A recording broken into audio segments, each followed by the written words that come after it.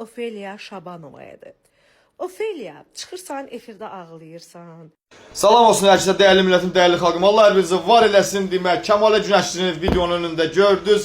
Hal-hazırda mən maşının biraz bərbad vəziyyətdədir. Kimin yaxşı şpaplovka yerin bilən varsa, maşına şpaplovka, kraska, nə bilim, bəzək düzək göstərəcəm, görəcəksiniz.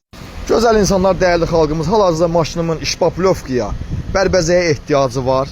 Üst-üzə kosmetikasız maşına biraz pis baxırlar. Gördüyünüz kimi baxın, kosmetikaya ehtiyac var maşınımın.